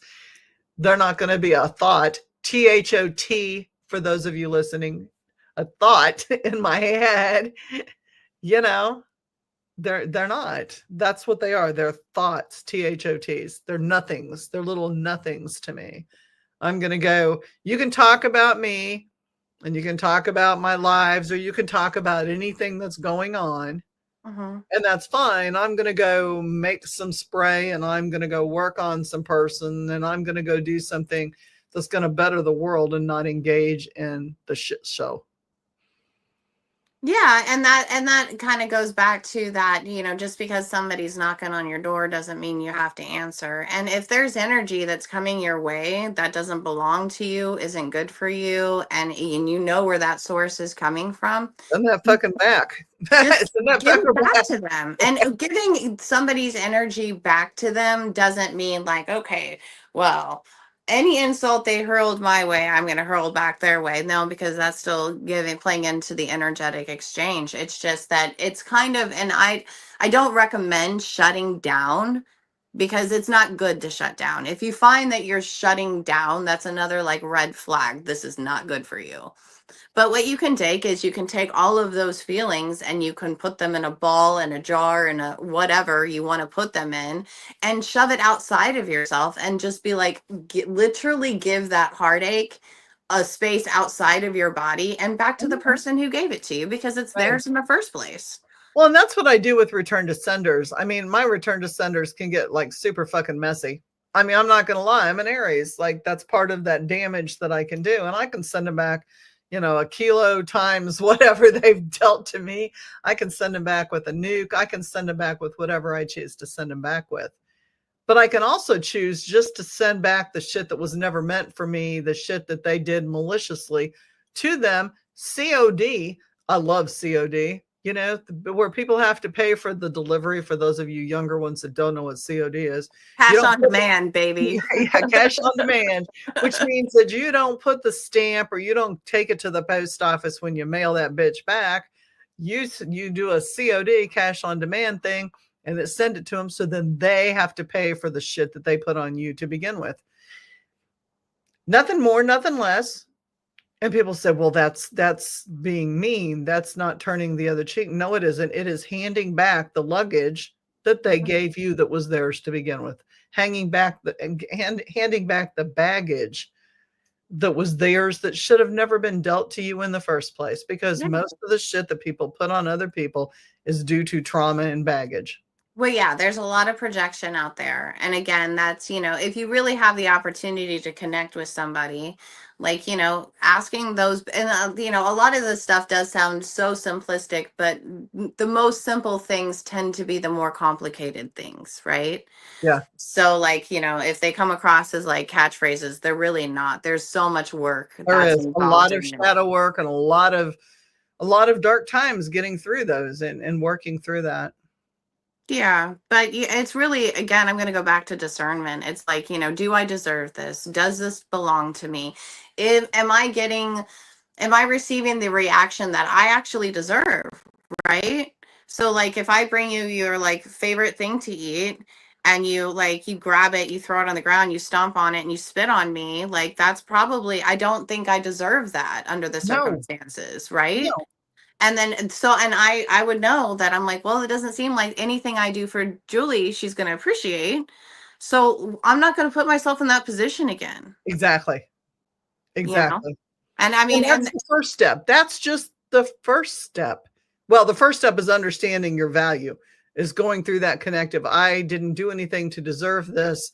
This is clearly on them and not on me. And then taking a step back and saying, if this continues to happen, I'm not going to continue to put up with it. Setting the boundaries that come with that. And then you have to discern from now on, when other people do that, how far am I willing to go? And you tend to go backwards with your boundary line, not moving further away from you, but you get closer and closer with people so that it only takes one red flag. And then you're like, you know what? That's the big red flag. It's not a tiny little yellow warning light. It's a big red flag. I'm not going to engage in this.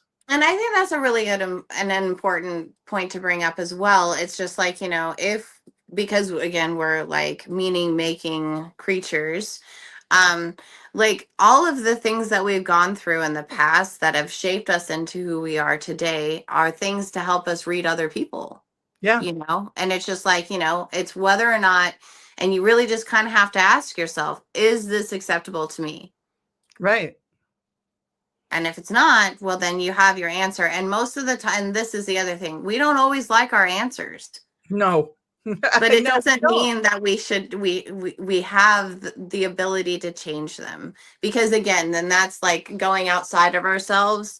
And as practitioners, and again, it's grappling with that, like it's not my charge to help or change anybody else. Those are right. things that other people are going to want to have to do on their own.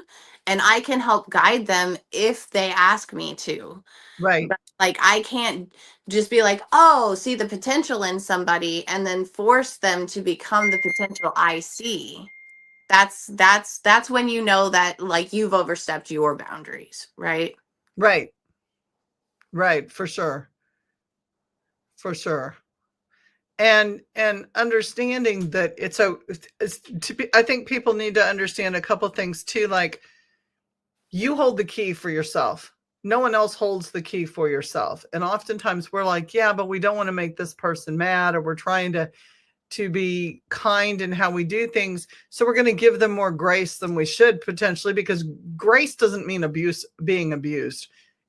Grace does not mean you should allow yourself to be abused or used. And so using that key to open and close the doors that you need to open and close, and be responsible for those opening and closings of the doors. Not going, well, I just don't understand why that person is doing this. Close the damn door. Mm-hmm. Don't let it continue to happen. It should never continue to happen, because you're letting the door fly open and allowing this. You're not responsible for what the person does. You're responsible for you and how you interact with that. And if you choose not to interact with that, you lock that door so they can't come in and interact with you anymore. Then you're taking responsibility for your side of the street, your house, yourself. Oh, for sure. And I think you bring up, again, you keep bringing up really brilliant points. And then it does boil back down to that self-awareness and that discernment. And it's like, I think that for me, like, at least in the trials and tribulations that I've survived, I think that one of the bigger traps for me was, again, understanding, and I'm going to say what I consider a bad word, that pathology, right? Mhm. So, like, I'm not that, I mean, while I'm like really good at, like, you know, watching like crime stuff and figuring it out, like, I'm the worst to take to a horror movie because I can already tell you what's going to happen at the end, right? I've got Sure. that in mind. I myself am not, unfortunately, very devious.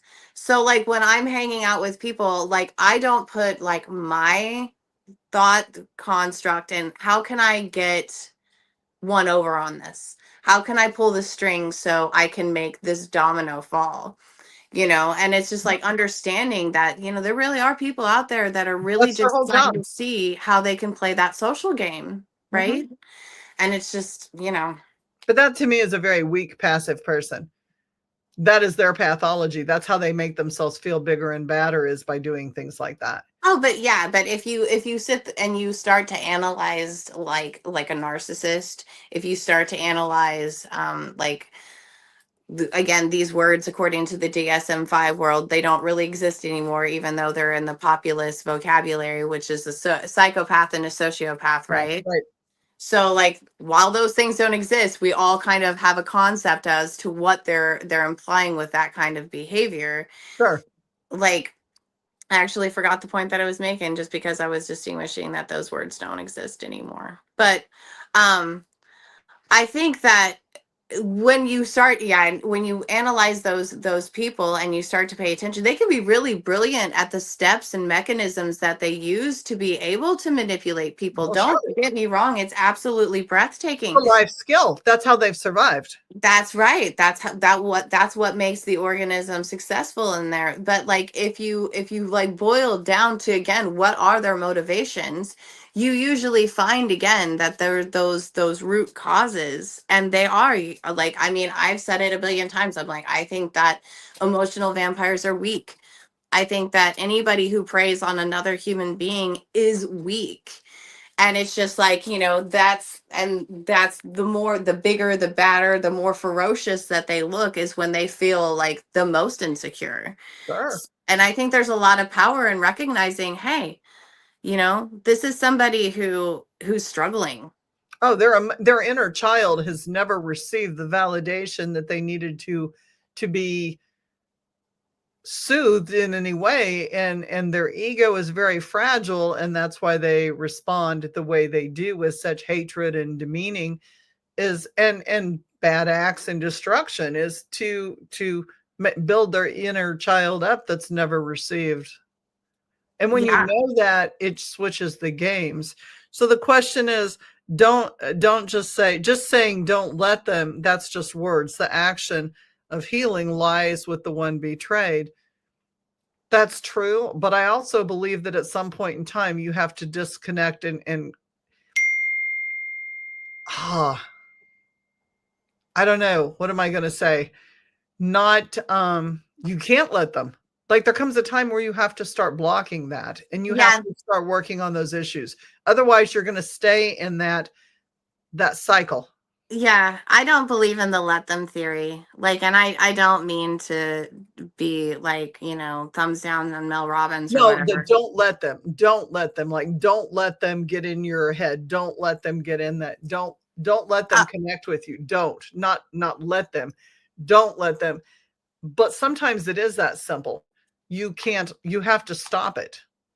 You have to stop the cycle. And if they're not going to stop the cycle, then you have to be the one to stop the cycle.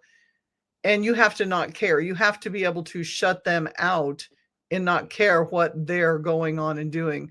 To me, it'd be like this. You have somebody talking shit on you on Facebook, and they're starting drama and they're doing all these things. You can choose to engage. And we all know what happens when you're on Facebook and you're you know, you become a keyboard warrior, right? Because behind a keyboard, we can say any fucking thing we want, right? Keyboard warrior, keyboard, blah, blah, blah, blah, blah, blah, blah, blah. I'm firing back. And then you have, you know, 1,000 viewers who get on board and they fire it up for both sides, right? And the ant can starts being shaken. And pretty soon you got 100 million people pissed at 100 million people calling each other bad names that don't even know the situation, nor did they even read the original comment, because then there's always one asshole who's firing back with this huge dramatic thing. And then they say, well, who is it that we're talking about, or what? Did you not even go back to the original post and read? What size is it? Like, I have a what are 12 we by what are we 12 by doing? 12 car, and you're asking me what size is it? It says a blue 12 by 12 by 12 box, whatever. And they're going, what are we talking about? But you've just fired some of the most hateful shit at everybody. Well, there's a couple of things that are going on there, right? So like there's the trolls who again, they think it's funny to get people upset. Like they just literally think it's funny. So like, are you dealing with that?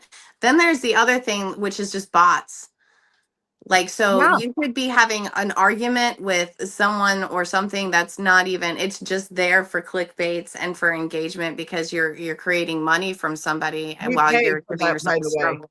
We Yeah. pay for those bots. Like you pay to get so many viewers. That's what your check mark does, people. It gets the responses. It responds. You're responding to a computer that's just throwing that out there to get responses. If I found out that I was just arguing with like, a parking meter, which I've done, I'm not above, I've definitely yelled at some parking meters, but I would feel embarrassed that like, I would let myself be, and it's one of the reasons why like I don't really have problems with addiction, and it is not always easy for everybody to say mind over matter. It's not everybody can live that way. So again, these catchphrases aren't meant for like everybody to hang on to. But it's one of those things where the concept, and this is a me problem, maybe I'm spilling my beans too much here on YouTube, but like the concept of having something have control over me is just too much for me to take. I'm like, especially if I'm like, oh my gosh, it's a bottle. Like this substance has control over my whole being, over where I put my money, Right. the decisions I make, and all of those things. And I mean, the same thing is true like when somebody's coming just to manipulate my emotions. And that can be on a positive spectrum as well. It doesn't always have to be in a negative connotation, but it doesn't, like, it's hard not to just want to jump in to anything. It is. It But is. it's important not to, because just because we have this really awesome swimming pool and it's doesn't mean that we don't see underneath, and underneath there could be like broken glass and stuff. So just be wary. And it's hard not to get involved in emotional contagion, but to go back to the spirit thing, and what are we ingesting, and what are we giving life to, and what are we manifesting, right? Social contagion is a real thing. It's not just some hippie concept that we came up with smoking weed underneath the tree. It's scientifically sound. Like if one person in a room is wanting to start a fight, I guarantee you, if there's other people in that room, they're going to start a fight.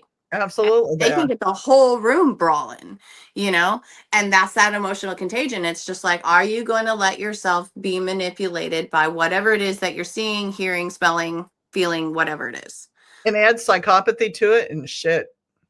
Boom. There's the gasoline or the kerosene that wasn't needed to kick it big time. And yeah, I mean, take the time. I think, the points brought up, don't you take the time to heal? Yes, you take the time to heal, but healing and sinking in quicksand are very much similar. We can get caught up. And I did that. I'm the first one to speak about that. I did that for 5 fucking months, healing from my knee. I mean, it was going on 6 months, and I was healing, man. I did so much shadow work. I'm working through shit, right? I'm working through shit, literally working through shit. I was also treading and sinking in the shit and creating more shit while I was doing it. Yeah, well, because you get so caught up in the negative, like you said, the glass half full, the glass half empty. If I'm dwelling on all the shit that's coming in and all the negative, and I'm healing, but I think I'm healing, it's under the guise of healing, but I don't realize that over 50% of my healing is negative. what these people have done, wallowing. I hate the word wallowing, but wallowing is the word I want to use. That's not healing. That's not constructive. That is destructive. Yeah, and that's really hard. It's been hard for me, like when I've come across people, because it's like for me, like I always want to be better. Like, but that's a me thing again. So like I have to understand what belongs to me. But like, you know, there is a real reality out there that like, you know, well, there's stages of healing. And some of that is just going like, what the hell happened to me? Right. And that can take years. That can take years, especially if you don't know how to validate what's been going on. And it is easy to just kind of stay in that mode. And you're right. And instead of healing, more muck just kind of comes tumbling down. Well, and it's familiar. By then it's familiar, and so we stay with what's familiar, and it feeds, and we don't understand that we're feeding our own negative, and really we're sucking ourselves dry. Yeah, and then, you know, but there's also some people who don't believe that it's possible to feel anything other than what they're feeling. And you're right. You know, it is familiar to not feel that or to carry those things. They almost feel guilty not carrying those chains around them. And so I think it's also, you know, do you believe that you should heal? Do you give yourself permission to heal? Do you give yourself permission to have a voice in the relationship? You know, like, I mean, probably the worst thing that I had to recognize is that with all of the jerks out there that I have interfaced with, there's also been wonderful people. So please don't ever think that there weren't wonderful people along the way. But and so grateful for those. It's not you have to. Okay, hang on. I've got 3 formats going, and I have to read. Like I'm trying to follow, and a haunted house on top of it that I'm dealing with. Right. Take time to heal. Not if you can. Not if you continue to learn by the way you need to process the traumas. It's not destruction if you learn what you need to heal. Yeah. No, that's true. That's true. I mean, you have to, but make sure that at least 75% of it is positive. If you're 50-50, then it's you're balancing out. You're not moving forward. Does that make sense? Like if you're learning, but you're also still dwelling in the pain, you're probably leveling out. You're not really moving forward. You may think you're moving forward, but your fight or flight may still be triggered. And if your fight or flight is still triggered, then you have to get yourself out of that 50-50 to start moving forward. Yeah. And also for me, like when I was learning like how post-traumatic stress disorder manifests like in humans, right? Like there are certain symptomologies that come up, right? And some of those are invasive thoughts, right? Intrusive thoughts. And then there's like reliving the trauma and reliving the trauma. So we do that. And sometimes we do that because we're scanning the situation for what could I have done better? What did I miss? You know, those kinds of things. And that's processing. So, and that can take a long time and it can be frustrating, but it is a process. And then there's the symptomology aspect of it, right? The symptomology aspect of it is that you're just reliving the trauma. Right. You're just reliving it. And that's a symptom of PTSD. Yes. And it's like we do that when we feel like we didn't get to complete an activity. So like if you know you were surfing or something like that and a tsunami came, but you got pushed out and you or whatever, but or let's say like you got knocked out and somehow you ended up on the shore and you were revived, like you would still in your mind theoretically be on that board trying to crest that wave. And then you until you complete that action, your body's just kind of like trying to do it. Right. And so in those sense, yeah, it's important to go back and reprocess it through EMDR or something like that, to go back to the moment before the tragedy struck and then let your body relive it out the way that you wanted it to. And sometimes that's what we need to be able to put something to sleep. But if we're expecting somebody on the other side, the witnesser, the observer, or whatever, the person we're interacting with, to appreciate that, and that would offer closure to us, that is something that is not guaranteed. Right. Well, and I think the other side of that is, like how I process it is I go in and I try to view it through my inner child. Like because most of my responses are probably more inner child hurt feelings responses. So for me, I go in with my inner child and I'm like, my inner child is still very hurt by this because, again, it goes back to I wasn't good enough as a kid, or I wasn't this. Like, I mean, there's so many triggers, right? We can go through our childhood and everybody's got a different set of triggers, different set of parents, different set of whatevers. And you go through and you think about that. And then I try to go, okay, so this person did this to me. If I didn't do anything to deserve this, then clearly that person's inner child was throwing a temper tantrum and they did something. And then, so how am I going to heal myself versus their child? It's not up to me to heal their child. I need to hug and love my child that went through this. And I need to move this child on past that trauma. Yes, you're absolutely correct. But it is important. One of the hardest lessons to learn is that it is not your job to save the other person. No, absolutely not. That's what I'm saying. Yeah. I can't deal with their trauma related to their child. Like their trauma, what they did to me was probably related to their inner child or their ego. I'm not responsible for that, nor do I. And I'm very blunt. I don't give a fuck. I don't give a fuck. Yeah, because that's their lesson to learn. Yeah, that's not my lesson. Is how do I get past what they did to me? Well, there are mean people. There are mean-spirited people. There are fuckwads out there that are going to take advantage and they're going to do things. My part of the learning experience is, yep, they duped me. They got me. They hurt my feelings. They hurt my inner child. This patterns how I was as a child. Mm-hmm. But that doesn't mean I'm a bad person. That means I had an educational experience and I try to remove myself from that emotion and go, you know what? This was the path of an excellent opportunity to learn and excel rather than they hurt me. Yeah. And I also think it's important to recognize that just because like we walked into a particular situation with good faith and with kindness, and it wasn't received the way that we wanted to, that doesn't mean that we need to shut down our kindness or our goodwill or how we show up. Because again, that was somebody else who dropped the ball. That was a missed opportunity for them. Not everybody can handle like a pitch from a stellar pitcher.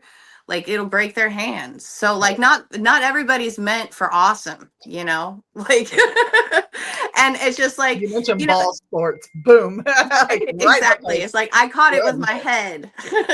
And every time that's trauma in itself right there for me. No kickball, no ball sports, right in the face. So yeah, we do have to move on and providing safe space to heal, which is important, Yeah, it is. And I think that, all of those are lessons that come in the box, the acceptance box, because I don't think acceptance is just one piece. Oh gosh, no.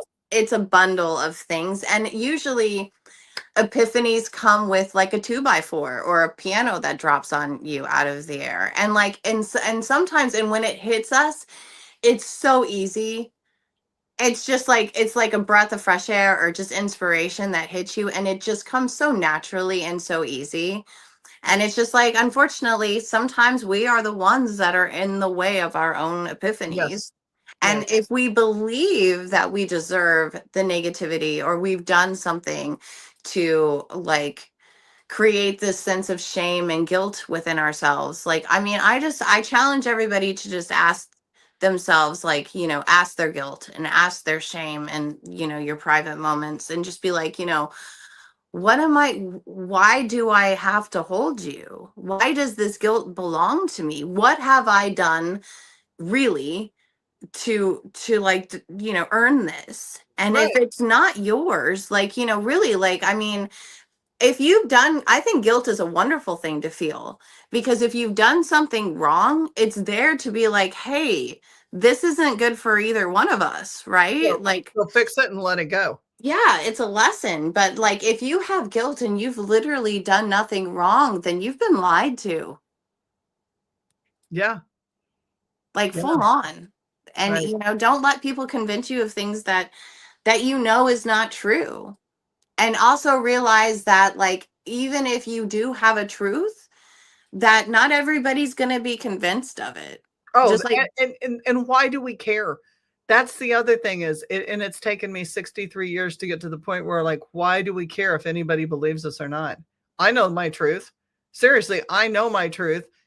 And if I fucked up, I'm going to say I fucked up. And if I didn't fuck up, I'm going to say I didn't fuck up. And that's on you if you choose not to believe me, for real. It yeah, is on you 110%. If you choose not to believe it, that's your story. That's your trauma. That's your journey. That's on you. That is not on me. you're such an Aries. It cracks me up because I'm like going, okay, I believe and I feel the same way, but I'm like, how much of that is just the fact that I am an Aries? Like, No, it- I don't think it has anything to do with Aries. I think it has to do with when you realize you're trying to be the most genuine person and you have a set of values and you're living by those. And I'm not saying I don't lie, and I'm not saying I don't fuck up. I'm saying if I do and I have done something to wrong you and you call me out with it, I'm going to think back and I'm going to go, oh shit, man, I did do that. And I have a record for doing that. Like, own my shit. Yeah, I did. I remember that day. Oh my God. Yeah. You know, yeah, I but did. that takes a certain amount of solar plexus to be able to do that. And again, because like we have to keep in mind that there are those like 16 varieties of personalities and stuff, that there are people out there who, just because of the way that their brain is formulated, they don't know who they are. That's true. They don't know what they like until they see what they like on another person. And then so, they're called like copycats or something, but they really, really struggle with Chameleons. finding a sense of stability in their own identity, and that can Right. cause a lot of disruption for them and then for other people. People as well. Chameleons. Yeah, for Mhm. sure. Change the colors with everything they get on. Everybody Yes. go around for So sure. I don't know how easy it would be with, your stance on it and my stance on it and the lessons we've learned, for them to be able to adapt those as words of wisdom, just because the way that they perceive the world through their organization is so different. That And would I be hard. wish I could come up with like a statement for them. But I mean, other than the fact that at the end of the day, I'm still going to go back to the metaphor that we're all instruments. And when something is off key to you, as you hear it, you perceive it, you feel it, whatever, you're going to know that. And those are your guides. Those are your staples of Yeah. identity saying, hey, you're interacting with something that is incongruent for you. You. So something isn't matching, and that is kind of like the best way to steer yourself away from catastrophe, really. Right. I mean, the old adage, if it walks like a duck and it quacks like a duck and it shits like a duck, it's probably a duck. I mean, Yeah. don't try to make a gorgeous poodle. It is a duck. Don't make it Yeah. something it's not. Are And you it's available hard. next Sunday? Next Sunday. I believe so. We have people that are asking us to continue this conversation, and we are at a 2-hour point, and actually 2 hours and 4 minutes. And this has been an amazing conversation, but I want to pick it up and go deeper with some other things next week. Yeah, I'm pretty sure I'm around next weekend. And Rebecca, Angie, Stephanie, Greg, anybody who wants to get on, we're going to open up the floor and just go with this, and we'll continue part B. It was an honor to be with Oh you. my Thank you gosh. for letting me come on. I'm Thank you. sorry for looking like I just came No, from the I farm. do. I forgot to put the sweet potatoes on, so dinner's going to be at 10 o'clock tonight. Unless I nuke them. I hate to nuke potatoes, but they may be nuked tonight just because. That's fair. I love you. Thank you so much for being on. To everybody who commented, everybody, all the comments, Angie, Rebecca, Stephanie, Bloom, Greg, everybody, and there's more that I haven't listed. Thank you so much, Vanna. Thank you for getting on the fly and just running with this. Yeah. Well, you talk about so many fascinating things. I'm like, gosh, I want to be a part of the conversation. Well, get on anytime anybody wants to get on. Greg's saying he loved the show. Please, Thank you, Greg. please hit me up and I'll send you a link. And because this is what it's all about, right? It's a discussion. It's they are all our own truths. And you may have a different truth, and you're welcome on this show as well. Love you. Go fix your kid dinner. I'm going to go cook my husband dinner. Love y'all. Thank you so much from the Spiritual Speakeasy and Supernatural Inc. The bar is always open. The spirits are always served. Every one of them, I promise. Love to you all. Stay safe. Stay warm. Stay blessed. And I'll see y'all next week. Love y'all. Night. Thank you.